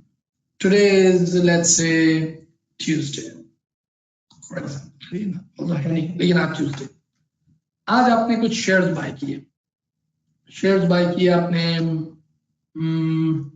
लेट्स से 100 शेयर्स बाय, ठीक है, 100 शेयर्स ऑफ FFBL, ये मैं इसको बोलूंगा फौजी फर्टिलाइजर बिन कासिम, सही ना, FFBL बड़ा मेरा फेवरेट शेयर है, फौजी फर्टिलाइजर बिन कासिम। मैंने ये बोल दिया कि मेरा फेवरेट शेयर है तो इसका मतलब नहीं आप जाके बाय कर लेनी, इसमें लॉस भी मुझे बहुत हुआ है, कोई नहीं, बस ये कि डिविडेंड अच्छा आ जाता था, तो मैंने आपको लास्ट टाइम भी कहा था, सही। अच्छा, आपने 100 शेयर्स बाय किए, कर लिए। एक होता है सेम डे ट्रेडिंग, आपने उसी दिन लिए, यानी इसीलिए मैंने लिखा Tuesday, and the same day you sold it, जिस दिन खरीदे थे उसी दिन आपने बेच दिए, एक तो ये होता है। दूसरा क्या हुआ कि आपने खरीदे ट्यूसडे को and you sold it on Wednesday, Thursday, any other day, यानी other than Tuesday, हम कर देते हैं let's say it's Thursday, Thursday को आपने बेचा। अब आप ये बात सुन लें, जब भी आप शेयर्स खरीदते हैं या जब भी आप बेचते हैं शेयर्स, भाई जिस तरह बैंक अकाउंट होता है, तो बैंक ने कोई ऐसे तो नहीं किया हुआ ना कि कोई आश्रम खोल रखा है कि anybody come get the loan or whoever wants to deposit the money, यहाँ पर पैसे रखो, we'll be your steward, और रखवाले होंगे हम, आपके कस्टोडियन होंगे, नहीं। Bank has to earn, bank की फीस होती है, इंटरेस्ट चार्जेस होते हैं, डेबिट कार्ड की फीस होती है, बिल्कुल ऐसे ही ब्रोकरेज हाउस है, इनकी भी तो फीस होगी, ऐसे थोड़ी कि इन्होंने फन के लिए खोल रखा है, लोग आए अपने शेयर्स खरीदे, यहाँ से बेचे खरीदा करें, हम बस ऐसे देखते रहेंगे, हम शौकिया जो है ना ये काम करें लोग। इनकी जो सोर्स ऑफ इनकम है वो क्या है, इनकी सोर्स ऑफ इनकम है कमीशन। जब भी आप शेयर्स खरीदोगे या शेयर्स बेचोगे, act like an agent, act like an agent, just like property brokers. आपने जहां प्रॉपर्टी बेची या प्रॉपर्टी खरीदी, ब्रोकर को कमीशन मिलेगा, आपको फायदा हो या लॉस हो। इसीलिए आप देखिए यहां पर एक इल्मी नुकता है, शेयर है 100 रुपए का, आपने ब्रोकर को बोला, अपने ट्रेडर को बोला खरीद लो, उसकी ज्यादातर आवाज क्या होगी, खरीद लो, क्योंकि आप अच्छा शेयर लो या बुरा share low, commission is a commission, उसको तो कमीशन मिलेगा, ठीक है। कमीशन के क्या रेट होते हैं बात करते हैं। इसी तरह आप कभी भी उसको बोलेंगे क्या मैं शेयर बेच दूं, बेच दो, बोले इससे अच्छी बात ही क्या होगी। जैसे आप कभी प्रॉपर्टी एजेंट से मिले तो वो अमूमन आपको मोटिवेट कर रहा होता है, व्हेन यू हैव मनी आपको मोटिवेट करता है, यार it's a buying time, it's a buying time, just buy buy. When you buy it you have to pay commission, और जो सामने वाला बंदा सेल कर रहा है वो भी इसको कमीशन देगा। इसी तरह कभी आप बोलो यार प्रॉपर्टी, वो आपको बोलेगा यार ये तो सेलिंग टाइम है, बेचो यार इसको, बेचो, कोई नई प्रॉपर्टी दिला दो, क्योंकि this is called transaction cost, ये तो होती है। बिल्कुल यहाँ पर भी ऐसा है कि आपको उस ब्रोकरेज हाउस को कमीशन देना होगा, ठीक है ना, जब भी व्हेनेवर यू बाय। अच्छा ऐसा नहीं कि जाके देना होगा, वो जो आपका कैश होता है उसी में से डिडक्ट हो जाता है, माइनस प्लस, सही है ना। कमीशन देना पड़ेगा, जब ट्यूसडे को बाय करोगे you will have to pay commission, and when you are selling on Thursday तब भी आपको कमीशन देना पड़ेगा, ठीक है, तब भी आपको कमीशन देना पड़ेगा, बात सही है। लेकिन मजे की बात ये, यानी 2 दफा कमीशन देना पड़ेगा। लेकिन अगर आपने सेम डे ट्रेडिंग की, सेम डे ट्रेडिंग का मतलब ये है कि जब आपने ट्यूसडे को ही खरीदा और उसी दिन बेच दिया, सुबह 9 बजे मार्केट खुली, 9 सवा 9 बजे इस तरह पूरी मार्केट खुली, 9:30 पे एक्टिव मार्केट हुई, आपने शेयर खरीद लिए, और 3:30 या 4 बजे कितने बजे बंद होती है उससे पहले पहले आपने शेयर्स चिपका भी दिए, बेच दिए, प्रॉफिट में बेचे लॉस में आई डोंट नो, लेकिन अगर आपने बेच दिए हैं तो जस्ट वन साइड कमीशन, बात समझ आ गई। If you are dealing in 2 days, let's say आज आपने खरीदे, नेक्स्ट डे बेचोगे, 2 times commission, same day trading करोगे just one side commission, okay. अच्छा अब कमीशन की फिगर क्या होती है वो भी देख लें भाई, कमीशन कितना होता है, क्योंकि ये भी आपको पता होना चाहिए। पता चला आपने खरीद, जैसे मिसाल के तौर पे मेरी एक प्रॉपर्टी है, and I call the broker that I want to, I'm looking for a tenant, मुझे उसको रेंट आउट करनी है। उसने कहा ठीक है। तो वो उसने क्या किया, वो मेरे पास टेनेंट लेके आया। टेनेंट लेके आया 50,000 रुपये वाला कि 50,000 रुपये पर मंथ पे you can give your property. ठीक है, मैं बड़ा खुश हो गया। टेनेंट आया, उसने मुझे 50,000 रुपये रेंट दिया पहले महीने का, और जाहिर वो जो बीच में ब्रोकर था उसमें as per market norms will definitely charge 1 month rent as a commission. तो मैंने वो 50,000 रुपये उसको दे दिया। जब 1 महीना गुजरा तो टेनेंट ने कहा मेरा बिजनेस ही नहीं चल रहा, थैंक यू बाय बाय, मैं तो जा रहा हूँ। वो चला गया। तो मेरा क्या हुआ, मैंने कहा अरे ये क्या, मैंने तो कुछ भी नहीं कमाया, उल्टा मेरी जो प्रॉपर्टी वो डेप्रिशिएट हुई। मे बी जो मैंने और एक्स्ट्रा कॉस्ट लगाई थी, टाइम लगाया था, रिसोर्सेज, अल्टीमेटली मैं लॉस में था। कहने को क्या लग रहा था कि 1 महीने के लिए मेरी प्रॉपर्टी रेंट आउट हुई है, did I get the rent, yes I got it, लेकिन ultimately if you see the net was in loss. ठीक है, बिल्कुल यहाँ भी यही मामला है कि आपको ये कमीशन का स्ट्रक्चर भी समझ आना चाहिए। अब ये कमीशन का स्ट्रक्चर क्या है, जब आप कोई शेयर खरीदोगे जो कि अंडर थिंक 5 रुपीज, अच्छा भाई मेरे मुंह से अगर डॉलर निकल जाए तो उसको मुझे माफ कर दीजिएगा, अंडर 5 PKR, हाँ 1 रुपए का शेयर है, 2 रुपए का शेयर है, 4 रुपए का शेयर है, 3 रुपए का शेयर है, अप टू 5 रुपए तक के शेयर पे कमीशन लगता है 3 पैसा, 0.03। कभी कभार ये लोग इसमें भी ज्यादा कंपटीशन करते हैं क्योंकि it's just service and income ना, तो कभी कभार इसमें भी होता है कि कहीं पे थोड़ा कमीशन ज्यादा, 3 पैसा, यानी एक शेयर पे 3 पैसा। ठीक है, इसका मतलब अगर आपने 100 शेयर खरीदे तो पर शेयर के हिसाब से आपको 3 पैसे देने होंगे, सही ना, 3 पैसे, हाँ 3 पैसे, नॉट 3 रुपए, नॉट 30 पैसे, 3 पैसे, यानी 1 रुपये के अंदर तीसरा हिस्सा। ठीक है, अच्छा अगर जो शेयर है वो है 5 से मेरा ख्याल है 100 रुपए तक का, या 99.99 कर ले, हाँ क्योंकि 100 पे है ना वो बढ़ जाता है, 100 रुपए तक जैसे, तब आपको देना पड़ता है कुछ 5 पैसे कमीशन, ठीक है ना, 5 पैसे कमीशन या 0.15%, विच एवर इज हायर। फिर एक होता है कि जो 100 से ऊपर के शेयर, ठीक है ना, जैसे PSO है, PPL और GDC, और ये जो शेयर अमूमन ऊपर ही रहते हैं ना, ये लकी सिमेट्री सब 100 से ऊपर के शेयर हैं व्हाटएवर, तो उस पे भी फिर आपको पैसे ही देना, या 15%, सॉरी 15 कह रहा हूँ, 0.15% व्हाटएवर इज हायर। तो आप ऐसे पैसों में इसको समझ,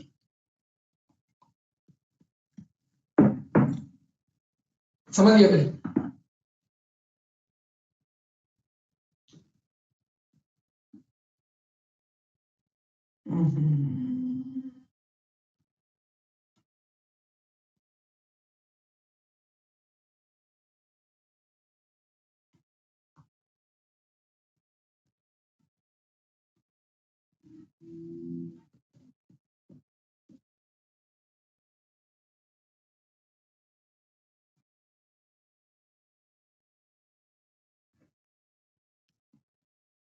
ओके, हाँ जी, किधर थे, तो ऐसे, अच्छा इसी तरह कुछ अकाउंट होते हैं, ये तो है रेगुलर अकाउंट, सही ना, जैसे हम लोग का अकाउंट था रेगुलर अकाउंट जिसमें 3 पैसे सब, लेकिन देखो ये 3 पैसे वन टाइम लग रहे हैं, ये बात जरा ख्याल है, ये 3 पैसे वन टाइम लग रहे हैं कि आपने जब खरीदे ना शेयर, अगर उसी दिन बेच दोगे तो यू वोंट हैव टू पे 6 पैसा, फिर आपको 6 पैसे नहीं देने होंगे, आपको 3 पैसे ही देने होंगे, क्योंकि सेम डे आपने ट्रेडिंग कर ली।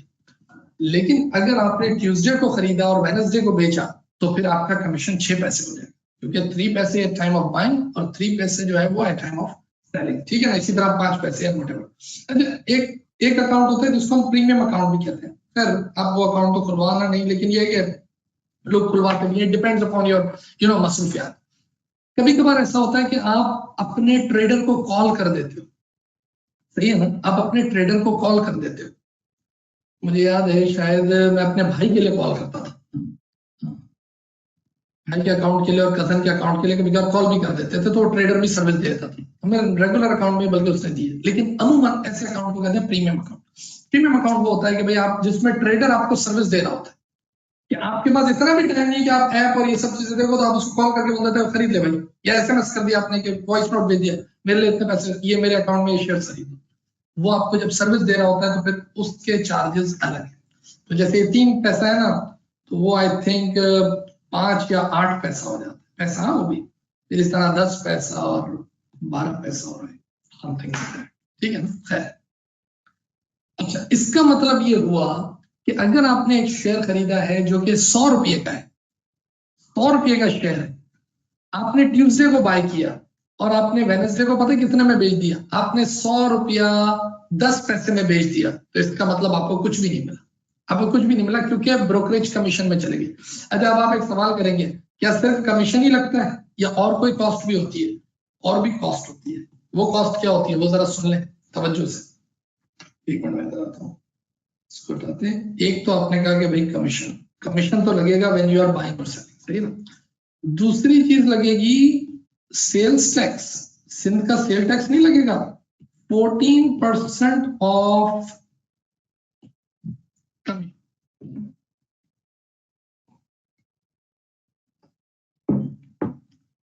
14% ऑफ कमीशन। अब जरा तवज्जो से, बहुत ज्यादा नहीं बनते पैसे, लेकिन फिर भी पता तो होनी चाहिए ना कि कितने बनते, क्योंकि जब आप लाखों शेयर खरीदोगे तो वहां भी कमीशन कितना था एक शेयर पे। लेट्स से आपने 100 रुपये वाला शेयर लिया तो कमीशन वाज 5 पैसा, 5। उस 5 पैसे का 14% ये एक सेल टैक्स भी लगेगा। 5, क्योंकि जिस तरह कोई प्रोडक्ट खरीदते हो, you buy Pepsi, Coke, everything, you pay sale tax, तो इस पे भी आपको सेल टैक्स देना पड़ेगा। तो आप जरा सोचें, 5 पैसे का 15-14%, 15% क्या होता है, सही है ना, 1 पैसा भी नहीं बन रहा होता, तो वो आधा पैसा बनेगा या इस तरह, ठीक है। तो एक चीज आपको ये भी दिमाग में रखनी है कि यू विल हैव टू पे सेल टैक्स। फिर एक होता है कुछ सीवीटी करके, कैपिटल वैल्यू टैक्स, वो होता है कुछ 0.1% of what ever the value you bought, सही ना, जो भी आपने बाइंग की है उसका 0.01%, 0.01% उसका आपको देना होता है, वो भी बहुत बहुत माइनर, वो बहुत माइनर। अच्छा, फिर जो सबसे अहम चीज है वो जरा सुन लें, वो ये है, तवज्जो से बता देखें। 100 रुपए का शेयर लिया, ठीक है, तवज्जो से, और आपने बेचा 110 का, ठीक है, चाहे उसी दिन बेच दिया 110 का, प्रॉफिट कितना हुआ, जिसको मैंने लास्ट मीटिंग में कहा था, कॉल इट कैपिटल गेन, सही ना, कैपिटल गेन। कैपिटल गेन कितना हुआ, 10। तवज्जो सुने, ये सारी कमीशन तो लगेंगे ही ना, ये तो 10 पैसा, 3 पैसा, 5 पैसा ही तो लगेगा, लेकिन आपको मुनाफा कितना हुआ है, 10 रुपए। तो जरा ये सोचें कि टैक्स डिपार्टमेंट, वो सेल टैक्स वाले लोग अलग हैं, वो एक अलग कहानी है। I am talking about now income tax. तो आप जरा सोचें, जो टैक्स डिपार्टमेंट बोलेगा कि भाई ये जो घर आप 10 रुपए लेके जा रहे हो, व्हिच यू हैव अर्न, सही ना, फ्रॉम दिस कैपिटल मार्केट, जरा उस पे भी तो टैक्स भी तो दो, वो हमारा हिस्सा है, वो एकेडी ब्रोकरेज हाउस उसका हिस्सा नहीं है, वो हमारा हिस्सा है, उन्होंने कमीशन अर्न कर लिया, उनसे हम अलग लेंगे इनकम टैक्स और व्हाटएवर साल के आखिर में जो, लेकिन आपने जो अर्न किया उसके पैसे भी तो दो।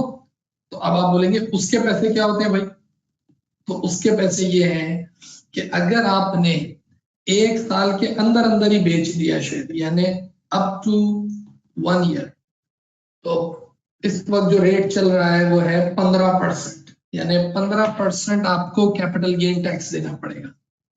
कितना हो गया भाई, 10 रुपए का 15% कितना हो गया, 10 रुपए का 10% कितना होता है, 1 रुपया, यानी 1.5 रुपया तो यही हाथ से चला गया, 1.5 रुपया, तो अब बचा कितना, 8.5 रुपए। यानी आप सोच रहे थे कि मेरे 1 लाख शेयर बिके, मेरे 1 लाख शेयर बिके और एक शेयर पे मैंने 10 रुपए कमाए, तो 1 लाख शेयर पे कितने कमाए मैंने, 10 लाख रुपए कमाए, 10 लाख नहीं कमाए, 8.5 लाख कमाए, क्योंकि 15% तो बोलेगी भाई, एफडीआर को देना पड़ेगा कि टैक्स है, सही है ना। उसके बाद कमीशन वगैरह वो सारी कैलकुलेशन अलग है, तो ये दिमाग में आपको रखना है। अच्छा, अगर आप अप टू 1 ईयर हैं तो कुछ 15% है। इसी तरह अगर आपने शेयर्स होल्ड कर लिए और आपने अगले साल बेचे, 1 से 2 साल का एक स्लैब है, एक है 2 to 4 इयर्स का, और अगर आपने 4 साल और उससे ज्यादा रखे तो हो जाएंगे एग्जेम्प्ट। तो फिर सरकार कहती है मैं कोई कैपिटल गेन टैक्स आपसे नहीं दूंगी, क्योंकि आपने इतनी इन्वेस्टमेंट फंसा के रखी और आपने हमारी मार्केट को लिक्विड रखा, इतना सपोर्ट किया इकोनॉमी को, and you know keep it for 4 years, more than 4 years, there is no capital gain tax, जैसे प्रॉपर्टी के साथ। कि प्रॉपर्टी में पहले ये होता था ना कि जिस घर में आप रह रहे हो अगर वो घर आप बेच देते थे तो क्या होता था, सरकार आपसे टैक्स नहीं लेती थी अगर आपने 3 साल तक रखा था। लेकिन अब मेरा ख्याल है वो भी बढ़ा के कुछ 8 साल कर दिया, शायद 8 साल ही, 6-8 साल कर दिए कि अब आपको जिस घर में आप रह रहे हो अगर आप 8 साल तक रहोगे और 8 साल के बाद अपने घर को बेचोगे फिर कोई कैपिटल गेन टैक्स नहीं, वरना कैपिटल गेन टैक्स देना पड़ेगा सरकार। तो ये 1 से 2 साल, बल्कि मैंने इधर कहीं लिखा था इसका रेट, हाँ 12.5%, तो फिर एक था कुछ 7.5, 7.5%। अगर आपने उसी वक्त खरीदे और बेच दिए, सरकार ने सबसे ज्यादा टैक्स का 15% है। विद इन द ईयर अगर आपने बेच दिए 15% कैपिटल गेन टैक्स। अब कैपिटल गेन कैसे कैलकुलेट हुआ, your buying price and your selling price और उसका जो गैप है वो कैपिटल गेन है, सही है ना, वो कैपिटल गेन। अगर 1 से 2 साल आपने रखे शेयर यानी 1 साल से ऊपर और second year in between 1 and 2 years, तो फिर क्या होगा, द सेकंड ईयर एंड यानी before the second year and, तब आपने बेचा तो यू विल हैव टू 12.5%, 2.5%। और अगर 2 से 4 साल के दरमियान बेचा तो फिर 7.5, और 4 साल से ऊपर रख लिया तो उसको एग्जेम्प्ट कर दिया। यानी असल में मार्केट को सम टाइम पुश करने के लिए, ऊपर ले जाने के लिए भी इन CGT tax, capital gain tax में सरकार खेलती है। जितना टैक्स बढ़ेगा, जैसे मैंने थोड़ी देर पहले बात की, जितनी रिक्वायरमेंट बढ़ेगी, जितना रेगुलेटर डिग डाउन करेंगे आपको जितना जानकारी आपकी लेंगे, उतना you come out of the market कि नहीं मुझे अपने बारे में नहीं बताना। बहुत सारे लोग ग्रीन कार्ड गिव अप कर देते हैं, स्पेशली जो बड़े स्टेट है, वो ग्रीन कार्ड यूएस का मिलता है गिव अप कर देते हैं। क्यों बोलते हैं, यार ग्रीन कार्ड लेने के चक्कर में पाकिस्तान की सारी इनकम डिस्क्लोज करनी पड़ेगी, दे डोंट वांट टू, सही है ना। मुझ जैसे लोग तो कर देते हैं, लेकिन ये है कि जैसे मैं खुद पर्सनली लोगों को जानता हूँ जिन्होंने बाकायदा एयरपोर्ट पे छोड़ दिया, बोला नहीं चाहिए, बोला इतनी बड़ी फैक्ट्रियों के बारे में कौन बताएगा जिसमें इतना उल्टा सीधा काम हो रहा हो। It works. तो जितना रेगुलेटर आपको डिग डाउन करेगा you will come out of the market, सही है ना, आप बोलोगे नहीं। बिल्कुल इसी तरह जितना ये टैक्स के रेट्स ऊपर जाएंगे उतना मार्केट नीचे जाएगी, क्योंकि लोग जो है वो तभी जब बजट आ रहा होता है तो उस वक्त सबकी नजर होती है कि हाँ भाई इस दफा गवर्नमेंट क्या रिलीफ देती है to an investor, those who are coming in the stock market. तो उस वक्त वो भी आपको देखना होता है कि अगर है मिसाल के तौर पर इस दफा सीजीटी में कोई रिलीफ मिलने वाला है, नेक्स्ट डे मार्केट आपको ऊपर मिलेगी, सही है ना, बहुत स्ट्रॉन्ग ऊपर मिलेगी। ओके, थोड़ी गुफ्तगू आगे बढ़ाते हैं।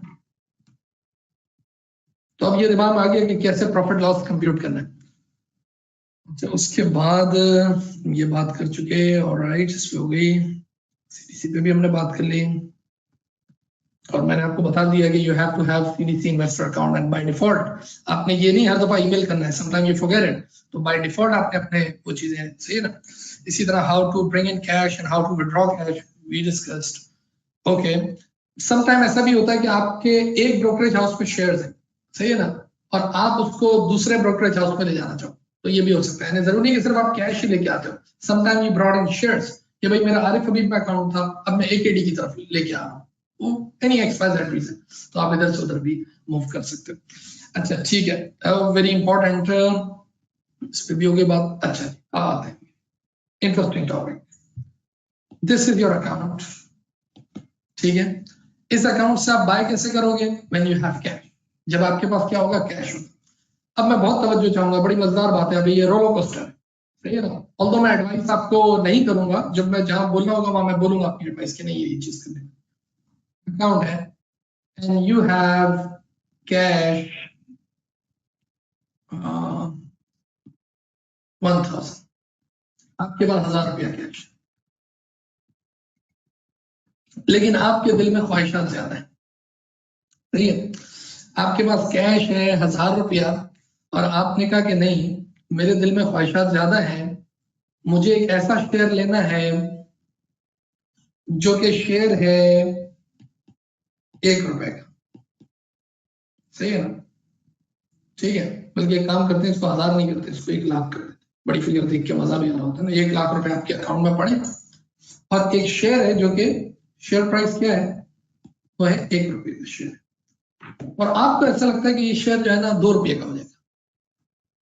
आप 1 लाख रुपए से कितने शेयर खरीद सकते हो, you can buy 100,000 shares. 1 lakh रुपए पड़े, 1 रुपए का शेयर है, तो आप 1 लाख शेयर्स बाय कर सकते हो, कर सकते हो। अच्छा अब सुनिए, लेकिन मैंने अभी आपसे कहा कि आपके दिल में ख्वाहिशात ज्यादा है। अच्छा, जब आप 1 लाख शेयर्स बाय कर लोगे और अगले दिन जब वो 1 रुपया बढ़ जाएगा तो आपकी इक्विटी कितनी हो जाएगी? आपके पास 1 लाख शेयर्स पड़े थे ना, वो शेयर 2 रुपए का है, 2 लाख हो गए, यानी आपको एक दिन में मुनाफा कितना हुआ? 100,000। सही। लेकिन आपने कहा कि नहीं, मेरे दिल में ख्वाहिशात ज्यादा है, मेरे पास कैश 1 लाख है। आपने अपने ब्रोकर से बात की, आपने कहा मुझे उधार चाहिए, मुझे क्रेडिट चाहिए, हाँ, इस पैसों के एवज मुझे क्रेडिट चाहिए। उसने कहा ठीक, क्रेडिट ले लो। कितना क्रेडिट दे दिया उसने आपको? 5 टाइम्स दे दिया। 5 टाइम्स का मतलब ये है कि कैश कितना है आपके पास? लाख रुपए कैश है। कैश कितना है? लाख रुपए है। लेकिन आप शेयर्स पता कितना खरीद सकते हो? 5 लाख। ये रोलर कोस्टर, 5 लाख के शेयर्स ले सकते हो। पहले मेरी बात जरा गौर से सुने। यू एक्चुअली हैव 100,000, लाख रुपया आपका है, बाकी 4 लाख जो है वो लोन अमाउंट है, वो आपका नहीं है, सही है ना? लेकिन आपने कहा नहीं, कल ही तो वापस कर देना, ठीक है, ऑल्दो उस पर इंटरेस्ट भी लगता है सब कुछ। अब जब 5 लाख रुपए आपके पास है और आपने शेयर खरीदा, कितने शेयर खरीद सकते हो? अब आप खरीद सकते हो शेयर 500,000 शेयर आप बाय कर सकते हो, ठीक है। कल वो शेयर जब 1 से 2 रुपए का होगा, आप बताइए आपको मुनाफा अब कितना होगा? अब आपको मुनाफा ये होगा कि ये जो 5 लाख शेयर है, ये जो 5 लाख शेयर है मल्टीप्लाई बाय 2, 2 रुपए का हो गया ना, तो ये हो गया आपके पास 1 मिलियन, 10 लाख रुपए आ गए। 10 लाख में से जो 4 लाख रुपए थे वो तो किसी और के थे, वो 4 लाख रुपए आपने रिटर्न कर दिए, तो आपके पास अब बचे कितने? लाख लेके घुसे थे, अब आपके पास बचे हैं 6 लाख रुपए, यानी लाख रुपए लेके एंटर हुए थे which is your own cash. 4 lakh रुपए आपने उससे लिए, 5 लाख जमा हुए, आपने उससे शेयर खरीदे, शेयर हो गए डबल, तो मुनाफा कितना ज्यादा हो गया? यानी अब जो आप एक्सपोजर ले रहे हो वो 5 लाख पे ले लिया आपने, लाख रुपए की औकात थी, 5 लाख का एक्सपोजर लेके बैठ गए और वो इक्विटी एकदम डबल हो गई। कितना बड़ा मुनाफा हो गया? ऐसा हुआ नहीं हुआ? पहले इस बात को थोड़ा सा समझे, इसको जो बच्चे बिल्कुल नए वो जरा इसको कॉन्सेप्ट को समझे कि आपने एकदम जैसे ना वो गाड़ी में वो बूस्टर क्या लगा देते हैं, नाइट्रो वाइट्रो, यानी गाड़ी के इंजन को आपने एकदम एक्सेलरेट कर दिया कि वही कह रहा हूँ, लाख रुपए की औकात थी, 5 लाख का एक्सपोजर लेके बैठ गए। हाँ, लाख रुपए की औकात थी और 5 लाख का आप एक्सपोजर लेके बैठ गए। अब जो 5 लाख का मुनाफा हुआ वो भी तो आपका हुआ। 4 लाख का उधार आपने रिटर्न किया, 6 लाख आपके पास आ गए, ठीक है ना? क्योंकि आपने जो मुनाफा कमाया वो उस पूरे अमाउंट पे कमा लिया, ठीक है।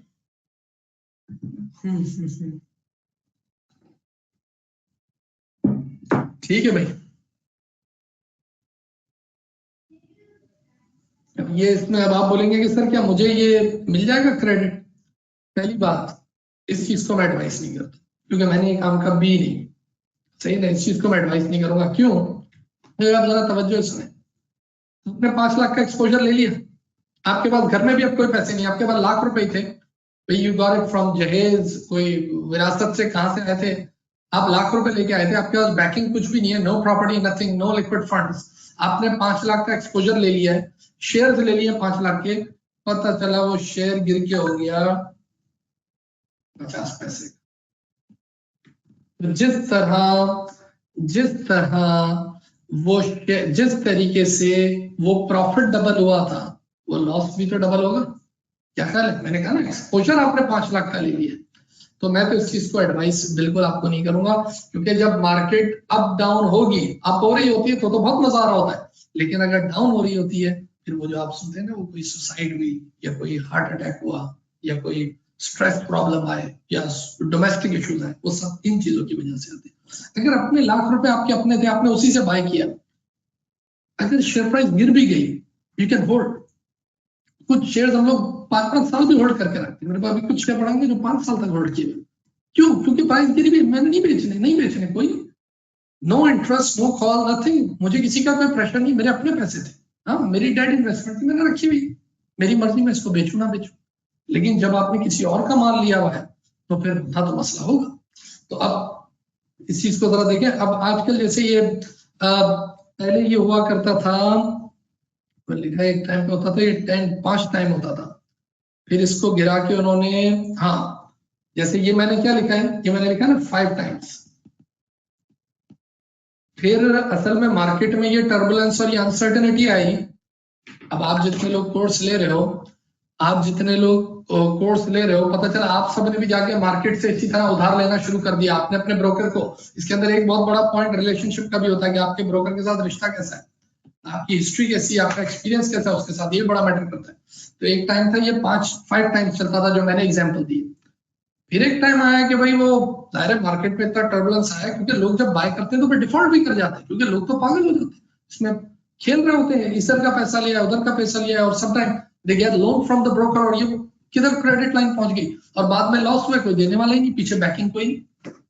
तो फिर इसको गिरा के इन्होंने कर दिया था कुछ 3 टाइम्स या 3.3% कुछ इस तरह कि भाई अब आप लाख से 3 लाख तक या 4 लाख तक जा सकते हो। लेकिन इस चीज की वजह से फिर वही जो मैंने अभी कहा था कि जब कैपिटल गेन टैक्स वगैरह वो ऊपर नीचे होते हैं, या फिर जब आपको रेगुलेटर बहुत डिग डाउन कर रहा होता है तो मार्केट नीचे जा रही होती है, तो फिर वंस अगेन के यार क्या करें, तो जी इसको उठाने के लिए क्या करें, तो वो कुछ फिर 10 टाइम्स कर दिया उसको कि ठीक है भाई आप 10 टाइम्स, यानी अगर 100 रुपया है आपके पास तो आप 1000 का एक्सपोजर तो ले सकते हो, लेकिन एक रिक्वायरमेंट भी रख दी। रिक्वायरमेंट ये रख दी कि आपके उस अकाउंट में 50% कैश होना चाहिए, 50% इक्विटी शेयर्स वो चल जाएगा, यानी एटलीस्ट 50% कैश मौजूद हो। बात को समझे, अभी थोड़ी देर पहले मैंने आपको क्या बताया था कि एक जो आपका अकाउंट है उसमें 2 चीजें होती है, या तो आप जो कैश लाए होते हैं वो होता है, और ये जो आपने शेयर्स बाय कर लिए, ठीक है ना, लेट्स से 50 थोड़ा कैश पड़ा है थोड़ा शेयर, या आपके पास 0 कैश पड़ा है और सारे शेयर्स पड़े, ऐसा भी होता है, आपकी मर्जी, इट्स योर्स।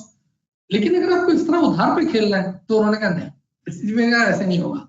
उसके लिए कंडीशन ये रख दी कि 50% कैश रखो और 50% आपके पास शेयर्स मौजूद, सही है ना, शेयर्स यानी सिक्योरिटीज मौजूद, ये कैश मौजूद।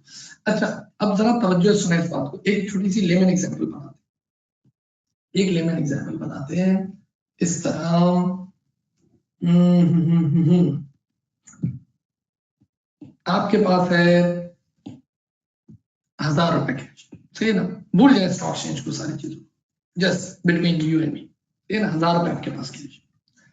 आप मुझे कहते हो कि सर आप एक ऐसी एक्टिविटी में उतरे हैं, एक ऐसे प्रोजेक्ट में उतरे हैं, या आप मुझे मोटिवेट कर रहे हो कि आप एक ऐसे प्रोजेक्ट में उतरे हैं जिसमें हमें बहुत जबरदस्त प्रॉफिट होगा, लॉस भी हो सकता है, ठीक है। मैंने कहा ठीक है, मैंने कहा मैं इस एक्टिविटी ए में इन्वेस्ट करने को तैयार तुम्हारे लिए, ठीक। उसमें लेट्स से मैंने इन्वेस्ट किया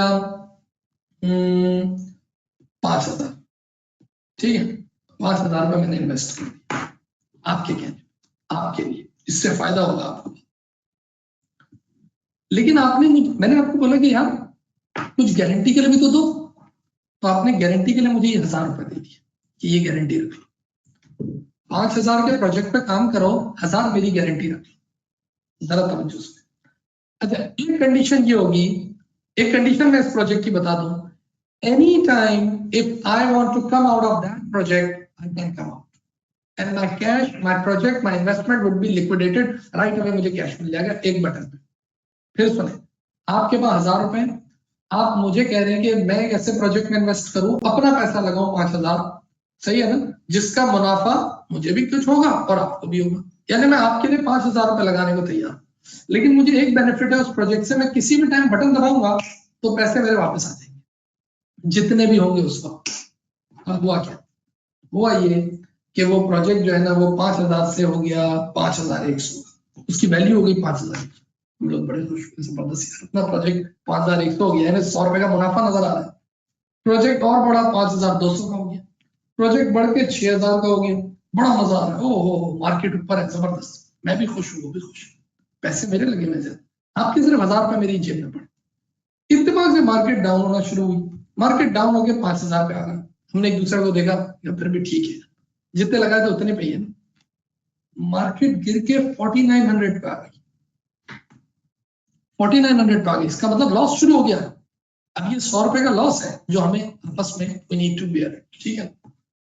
मार्केट गिर, मैंने इससे पूछा क्या करें, बटन दबाऊं पैसे निकाल लूं 4900, कुछ तो मिल जाएंगे 4900 तो उसने कहा नहीं नहीं अभी चल रहे।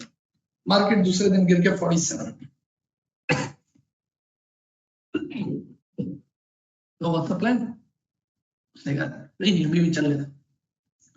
मार्केट गिर के 4600 हो गई, 4200 हो गई। आप बताइए जरा, सोच के थोड़ी देर सोचें, किस टाइम पे आके मैं उससे पूछूंगा भी नहीं और मैं डायरेक्ट बटन दबाऊंगा और पैसे बाहर निकाल लूंगा, वो टाइम पता क्या होगा, वो बिल्कुल बॉर्डर लाइन होगी 4000, क्योंकि 4000 वो रुपए हैं कि जो एटलीस्ट मैं 4000 लूंगा और आपके वो 1000 में इसमें मिलाऊंगा और पूरे 5000 मिलेंगे। 1000 रुपए गारंटी के थे ना, उस गारंटी अमाउंट से मैं नीचे कैसे जा सकता, नॉट फूल।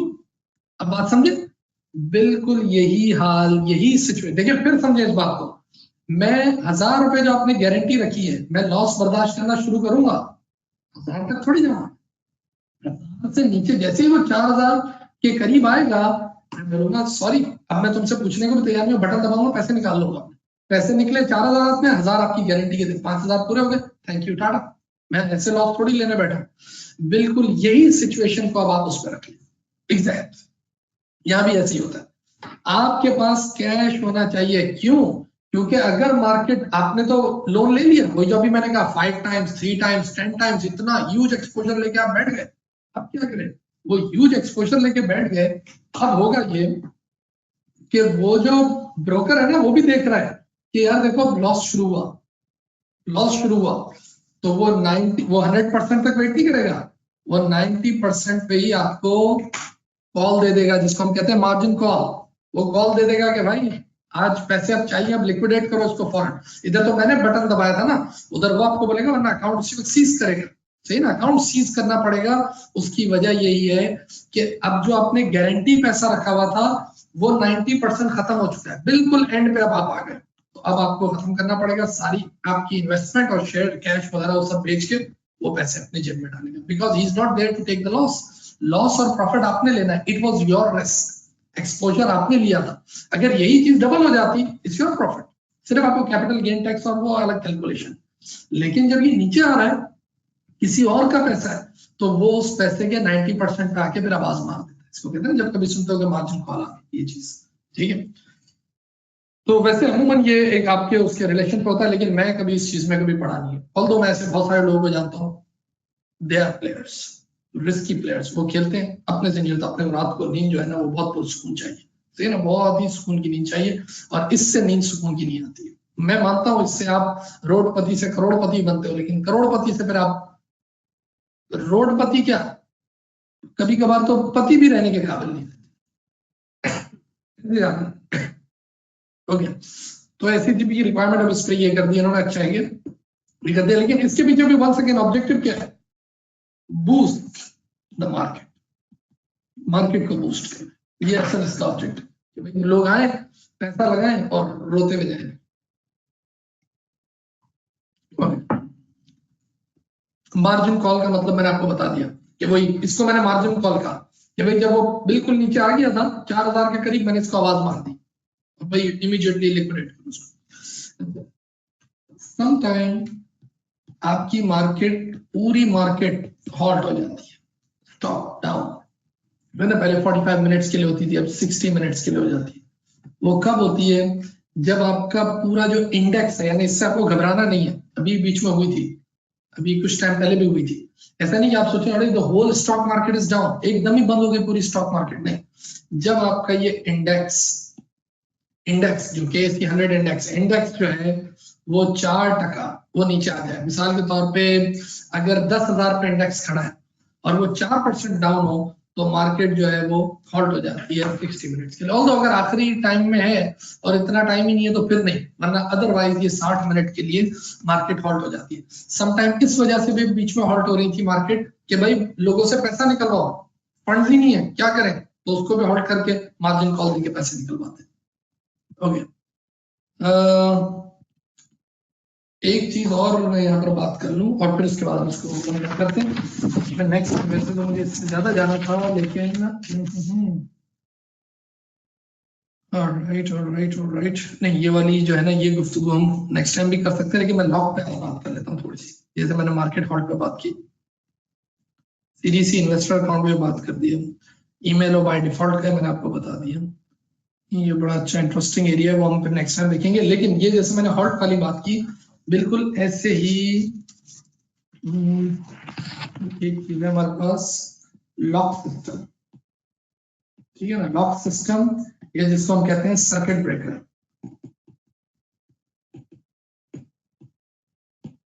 लॉक सिस्टम या सर्किट ब्रेकर, मिसाल के तौर पे शेयर्स है, जो शेयर प्राइस है वो 100 रुपए, क्या ऐसी भी गुड न्यूज आ जाए। अच्छा, मैं पाकिस्तान की मार्केट की बात कर रहा हूँ, सही है ना, क्योंकि यहाँ पर इस मार्केट में लॉक सिस्टम, सही है ना। ये ऊपर जितना जाना चाहे जाए, जितना नीचे जाना चाहे, हम सारी डिटेल बात नेक्स्ट मीटिंग में करेंगे, लेकिन अभी सुन लें, थोड़ा सुन लें। बात हुई पाकिस्तान की मार्केट में लॉक सिस्टम है। लॉक सिस्टम से मुराद ये है कि let's say the share price today, the share price is 100 rupees, okay. आज कितनी भी गुड न्यूज आ जाए, कितनी, यानी गुड न्यूज इतनी आ जाए कि जो डॉलर का रेट अगर 100, 150, 175, 200 का है, वो गिर के 50 रुपए पे आ जाए, 25 रुपए पे आ जाए, या ऐसा हो जाए कि 1 रुपया दोगे तो $100 मिलेंगे, किसी भी गुड न्यूज आ जाए, तेल के कुएं निकल है, वो जो शेयर है वो 100 रुपए से ऊपर जाके कितना ऊपर जा सकता है? सिर्फ 5%। 5% का मतलब क्या हुआ? 105। 105 पे आके वो रुक जाएगा। अब आप बोलेंगे ये कैसे हो गया, क्या हो गया, मुझे खरीदना है, 106 चला जाए, 107 नहीं पूरी जाए, वो 5 पे आके रुक जाएगा, यानी 5% पे उसको लग गया सर्किट ब्रेकर। अब तो वैसे सर्किट ब्रेकर चेंज हो गया, बल्कि ये बता दो, सर्किट ब्रेकर अब हो गया 7.5%। ये आहिस्ता आहिस्ता इन्होंने ब्रेकर को बढ़ाया कि 5 से पहले इसको 5.5, 6, 6.5 इस तरह किया था, अब 7.5% है। तो जैसे मैंने 5% यूं कहा वैसे, लेकिन अभी आजकल 7.5 चल, इससे भी हो सकता है आगे, यानी 100 का शेयर बढ़ के 107.5 का हो गया, उससे ऊपर नहीं जाएगा आज। अब दूसरे दिन का वेट करना पड़ेगा। दूसरा दिन जब खुलेगा तो क्या होगा, शेयर कितने में खुलेगा, ये देखें, 100 का शेयर था, लेट्स से 5% ही रखो ना इसको, 5% को इजी कैलकुलेशन। पहले दिन ये बढ़ के कितना हो गया, 105 का हो गया। What ever the good news is, कुछ भी कर ले, 105 का ही होगा। 105 पे आके बायर खड़े होंगे, सेलर खड़े हो, कुछ भी हो, वॉट एवर, ये 105 से ऊपर नहीं जाए। जब दूसरा दिन शुरू होगा, उस दिन भी उस दिन भी सब भाग रहे होंगे उस शेयर के पीछे, व्हाट्स द मैजिक, तो वो शेयर जो है वो आज भी सिर्फ 5% बढ़ेगा। 105 का 5% बढ़ के लेट्स से 110, 110.5 इस तरह, सही है ना, लेट्स से 111 हो गया। अब तीसरे दिन का वेट करना पड़ेगा, फिर वो 5% बढ़ेगा, और इस तरह, यानी इस तरह स्लोली स्लोली हर रोज वो जाएगा और 400 रुपए तक जाएगा। इसको कहते हैं अपर फ्लोर लग गया, सर्किट ब्रेकर लग गया, ट्रक कंप्रेसर ऑफ हो गया, मार्केट चलती रहेगी but that particular share would stop. इसको कहते हैं अपर लॉक। बिल्कुल इसी तरह एक चीज होती है लोअर सर्किट। कितनी भी बैड न्यूज आ जाए, बदतरीन न्यूज, कंपनी का चेयरमैन चोर हो गया, सीईओ को जेल हो गई, सारी इन्वेंटरी को आग लग गई, और आपको एक, ओ भाई कुछ भी 100 रुपए से गिरेगा कितना हो, 5%। लेकिन अभी तो खैर मैंने आपको लॉक बता दिया, चेंज हो गए, 5% गिर के कितना हो गया, 90। कुछ भी हो गया 90, अगले दिन फिर गिरेगा 95 का 5% से गिर गिर के आएगा। तो ये लॉक सिस्टम इसलिए लगाए हैं ताकि कोई मार्केट को एकदम बिल्कुल ऊपर ना ले जाए और बिल्कुल गिरा के नीचे ना ले जाए, क्योंकि उसकी वजह यही है कि जब पहले लॉक सिस्टम नहीं थे तो एक ही दिन में ये 100 रुपए का शेयर जीरो भी हो जाता था, एकदम हार्ट अटैक हुआ।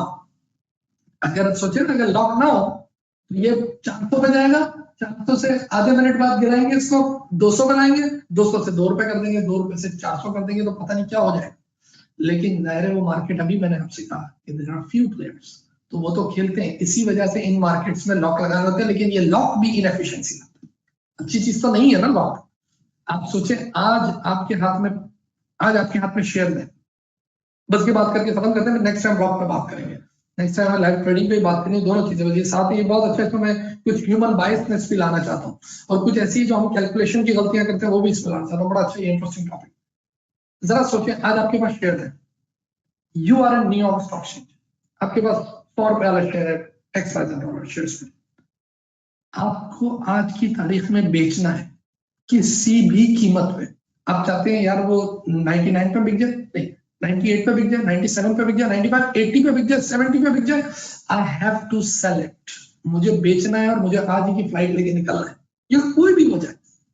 आप बताएं, अगर आप पाकिस्तान की मार्केट में होंगे, you can not sell it, क्योंकि जैसे ही आप अपने शेयर बेचना शुरू करेंगे उसकी प्राइस गिरना शुरू होगी, 99, 98, 97, लेकिन आप तो बेचना चाहते हो, 95 पे आके उसको लॉक लग जाएगा। अब आप बोलोगे मुझे बेचना है यार, 80 रुपए में ले लो, 70 रुपए में ले लो, बेच ही नहीं सकते, लॉक लग गया, स्टॉप, सर्किट ब्रेकर। इसी वजह से इन मार्केट्स को, ये market liquid markets, in markets के लिए एक बात ये भी कही जाती है कि इनएफिशिएंसी और अपनी जगह है, लेकिन एक जो इलिक्विडिटी का मसला है कि भाई ये लिक्विड नहीं है। लिक्विड का मतलब अगर फॉरेन इन्वेस्टर को आज रात को भागना है, जो उसने अपना मिलियंस और बिलियंस ऑफ डॉलर लगाया हुआ है मार्केट्स में, और उस मार्केट से उसको निकल के आज उस गोरे को हटना है, कैसे हटेगा, तो लॉक लगा। इसी तरह कभी कभार फॉरेन इन्वेस्टर जो होता है वो कहता है बाय करो मार्केट में, उसके बाद न्यूज होती है बाय करना है, इस मार्केट में एंटर होना है। अब वो एंटर हुए 100 रुपए के शेयर पे एंटर हुए, वो अपने ब्रोकर को बोलते हैं बाय करो जितने भी 100 रुपए बाय किया, 101 है, जब डिमांड बढ़ी ऑब्वियसली 101 हुआ, 102 हुआ, 103, वो कह रहा है बाय करो, मेरे पास पैसा है, बोलो फ्लो करो, बाय करो। हाँ बोलेगा बाय नहीं कर सकता, 105 पे आगे ताला लग गया, अरे मेरे पास पैसे पड़े, बाय करना है, बोला सर आज बाय नहीं होगा, अब नेक्स्ट डे बाय, फिर एक दिन। तो that's why these markets are not liquid market. लेकिन ज़ाहिर इसके फायदे भी नुकसान भी हैं। हम ब्लॉक सिस्टम पे बात भी करेंगे, थोड़ी सी मैं ह्यूमन बायसनेस पे बात करूंगा, हम क्या करते हैं। ऑलराइट, तो आज हमने opening an account, what's the calculation, what is CG capital gain and capital gain tax, कब ये एग्जाम हो जाता है क्या चीजें, और very important is your CDC investor account जिसमें आपके शेयर होना बहुत जरूरी है। It means it's just in your pocket. लेकिन अब एससीसीपी मजबूत हो गया है because of the regulators, because of FATF, dig down तो आपको करता है वो, लेकिन उसके साथ साथ जो आपके शेयर्स हैं अब उसके बाद में महफूज होते हैं, but still you need to have a CDC investor account, ये बहुत जरूरी है, ठीक है ना। देखो सारी बातों की एक बात, वंस अकाउंट इज ओपन, देखो याद रखो बैंक अकाउंट में भी ऐसे ही होता है, एक दफा वो जो पुराने बैंक अकाउंट खुल गए,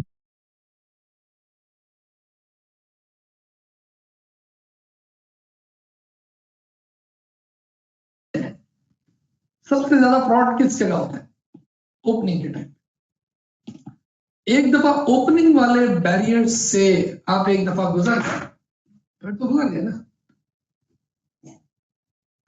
फिर थोड़ी आपसे कोई ऐसा पूछा जाता है। रेगुलेटर की भी ज्यादा नजर वो उनको प्रेशराइज क्या करता है, तो ultimately these broker house what they want, you buy shares, you sell shares, whatever the money is, उनको क्या फर्क पड़ता है, they have to earn commission। इधर बैंक मैनेजर की दिली ख्वाहिश क्या होती है, पैसा लाओ जितना ला सकते हो, हमारी बैंक को लिक्विड करना है, हमारा हम तो चाहते हैं ज्यादा से ज्यादा अकाउंट खुले, ये तो रेगुलेटर की रिक्वायरमेंट है। इसी वजह से अकाउंट ओपनिंग एक दफा वहां पर अगर वीकनेस हुई और लूप होल हुए और आप एंटर हो गए, फिर उसके बाद तो गेम चलती रहती, उसके बाद तो गेम चलती रहती, ठीक है ना।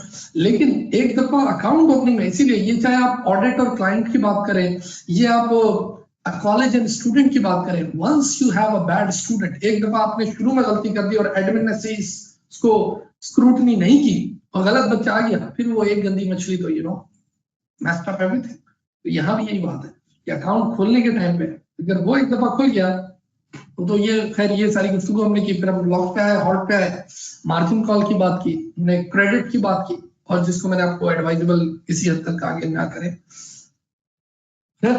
नेक्स्ट मीटिंग में hopefully will see live trading और we talk about upper lock. मैं देख लेता हूँ कैसे इसको करना है, ठीक है। Alright, thank you.